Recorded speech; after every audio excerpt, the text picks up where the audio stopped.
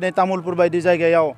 उदांस्रिनि 75 बोसोराव रावबो प्रधान मन्त्रि रावबो नखर मन्त्रि फैयाखैमोन आरो दिनै फार्स्ट टाइम प्रधान मन्त्रिया फैनानै बेवहाय भाषण होलांबाय आरो प्रधान मन्त्रि फैनायनि उनाव जोङो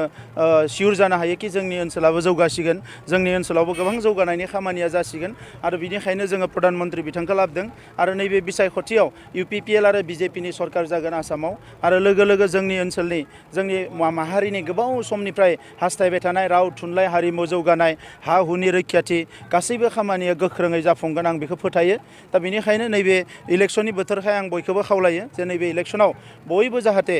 खौसे जानानै UPPLनि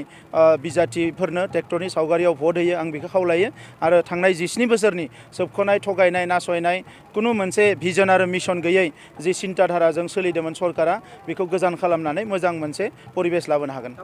आंथ' बेयाव गैयानो आं क'क्राझारावसो दङ बिथाङा नुहुरखानानै इलेक्शनखौ जेनगोन मा साहसाव गेलेनो हाग्रामा महिलारि बिथाङा नारसोबनानै होदोंमोन थाखा फैसा एसे खरसा खालामथों होननानै बिथाङा जाखांफुनाय बिजनेसमेन आरो बिथाङा बुजियो बिथाङा नुहुरखाबाय जेनगोन दा नंखायनो बिथाङाबो हारिनि सार्थ ओनसोलनि सार्थ बिथाङा BJPजों गोरोबहैदों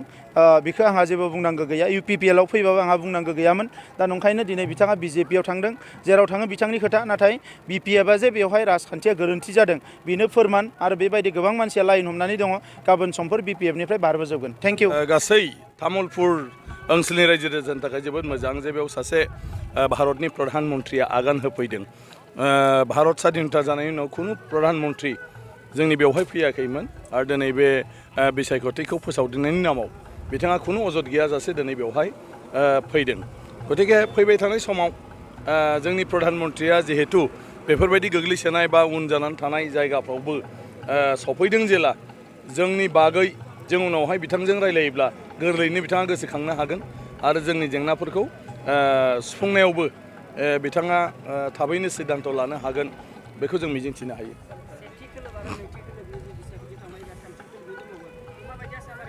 थान्थि खोलोबा खुब मोजां जागोन आरो दिनैनि जिथु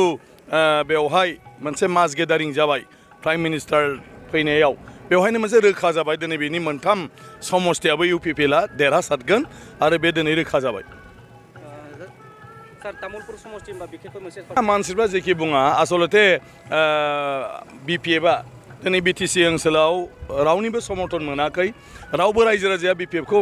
माने मोजां मोनला आरो आसा खालामला आरो रंजा खुंगुरा बिजाथि जाखांनायनि उनाव बेवहाय रंजा खुंगुरनि थाखाय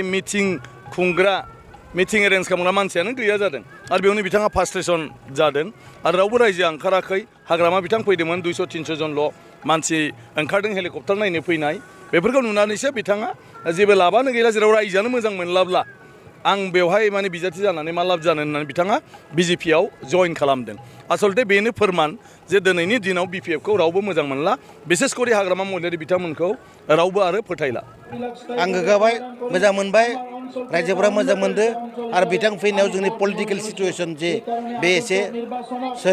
सोलायजागोन सिगां जि साफा सानै दोङोमोन जोंनो भट होयै बायदिया दा गासैबो जोंनो भट होगोन आं बेबायदिनो बिसास खालामो फोथायो थार्ड फेजनि जा इलेक्सन जानो गोनां नोंथांनि समस्थियाव तामुलपुर बाजिदाइन समस्थियाव 6 तारिखआव जागोन नोंथाङा बे समाव रायजो राजाखौ माबायदि आह्वान खालामो आं आह्वान खालामखाबाय गासैबो फैनानै जोंनि जिथु सिन जोंनि जिथु सावगारि बे सावगारियाव थुथो आं ओरैबायदि बुजायदो जे सावगारि जोंनि ट्रेक्टराव थुयोब्ला बेखौ BJP AJP GSPआबो मोनगोन ओरै मिस खालामनो नाङा आरो बेनो इम्पर्टेन्ट नोंथांमोना मात्र ट्रेक्टरल' थु होननानै आं आसा खालामो 100% गासैबो जि बुंदो बेखौनो मानिदो आरो स्पन्टेनियास स्वतःस्फूर्तभाबै गासैबो ओंखारबोदो मिटिंफोराव नुदो बेनो आरो बिसोर जोंनि महाजोतनि अंशिदार नङा महाजोता जोंहा BJPजों दोङो GSP आरो AJPजों दोङो UPPLआ दा बेखौ खोनादों आङो जे BPFनि जिथु बिजाथि बे बबेबा खारखोमाना माना दोङो होनना बुंदों मानसिफोरा आं बारा रिएक्टेड जायाखै आं रिएक्सन बेयाव जेबो होआखै एकदम भेरि नर्मेलैनो आं थादो खारन जों देरहाखागोन मालायखौ बुंहैनाय बाथ्रा फैया आरो बेयाव सोलायनाया जौगानायनि UPPL नखर BTR हालामनि थागिबिफोरनि थाखाय UPPLनि 3थि बान्था बिटिआर गोरोबथायाव थानाय बायदियै खामानि बर' रावखौ आसामाव लोगोआरि सरकारि राव हिसाबै जायगा होबाय। खोमसि सायख्लंखौ बोखारना दा बिटिआरआ सोरांनि जायगायाव। सोलायनाया जौगानायनि इउपिपिएल नखर नखर। फैगौ बिधान सभानि बिसायख'थियाव ट्रेक्टरनि सावगारियाव भट होना इउपिपिएल हान्जाखौ देरहासार खालाम। नखर नखर